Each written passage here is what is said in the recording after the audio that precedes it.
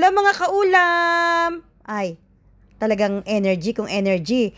Mag-Indian food muna tayo ngayon. Ang tawag diyan ay puri bhaji. Parati ko yung kinakain. Marami na akong vlog tungkol sa puri bhaji dahil nga paborito natin yan.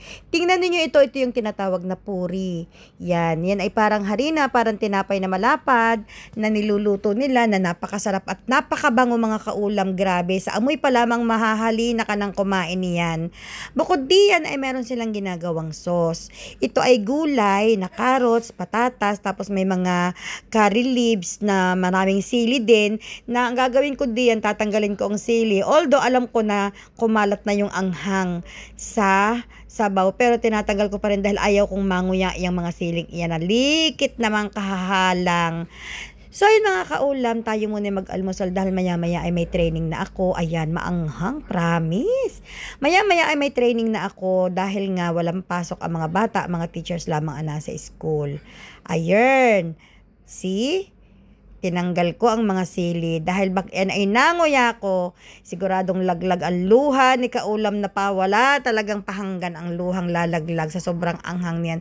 Tingnan naman nyo kung ganong kalalaki namang mapupulang sili. Tapos, pipirasuhin ninyo o pipilasin ninyo na parang papilang puri bhaji at isasawsaw ninyo sa mga gulay-gulay na iyan. Promise ko talaga, hindi ko mahirap ipaliwanag dahil siyempre, ang iba sa inyo malayo dito sa Dubai, nasa Pilipinas, nasa Amerika, kung saan lupalo. Pero yung mga nandito sa Dubai, i-try ninyong mag-order sa mga Indian restaurant ng puri bhaji o tandaan. Tapos ang co-teacher ko diyan may ibinigay sa akin na Nigerian food. Ang tawag daw ay moi moi. M-O-I-M-O-I. Yun daw ay pinapaliwanag niya sa akin, yun daw ay giniling na beans na sobrang pinong-pino na parang powder na beans. Tapos, tapos nilagyan niya ng tinapang isda. Parang tinapang salmon, ganyan. Na nung tinikman ko, grabe ang sarap mga kaulam. Na nung tinikman ko, yung pang-ulam siya sa kanin, hindi siya pang merienda. Kailangan, kailangan uulamin sa kanin. O, ayan o. Tinikman ko, moy-moy daw ang tawag diyan. Amoy pa lamang mga kaulam, sobrang sarap na. Dahil amoy talaga siyang smoked fish. Tapos, tingnan ninyo, para siyang kalamay. Dahil sobrang pino daw ng pagkakagiling niya dyan.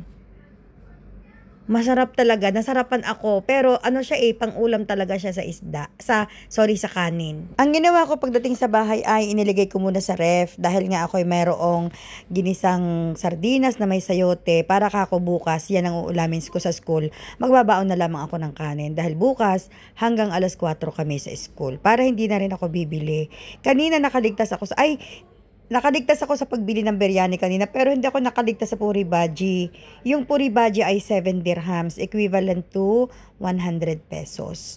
Tapos bukas, libre na ako dahil kakainin ko yung Nigerian food na may kanin. Ang sarap mga kaulam, promise. Yung pagbukas mo pa lamang sa lalagyan, amoy na amoy mo na talaga yung tinapa, tapos yung beans, tapos palm oil ang ginamit niya. Kaya ang bango-bango talaga mga kaulam. Yung puri bhaji dyan ay 3 peraso, hindi ko yan naubos. Ang ginawa ko, tinawag ko yung yung best friend ko na Indian, si Nancy. Tapos sabi ko sa kanya, ubusin niya na dahil hindi ko pwedeng ubusin yan at mabigat masyado sa tiyan dahil harina. So lagi ko naman siyang hinahatian kahit anong aking kinakain. Kahit na pagkain Pinoy, hinahatian ko pa rin siya. Ewan ko, love na love ko talaga yung katrabaho ko na Indian na iyon. Lahat ng kung ano meron ako, parati siyang kahati. Ang nakakatuwa, hindi naman siya natanggi. Kahit minsan yung first time niyang itatry ang pagkain, tinatry talaga niya. Minsan yung katulad ng boy bawang gustong gusto.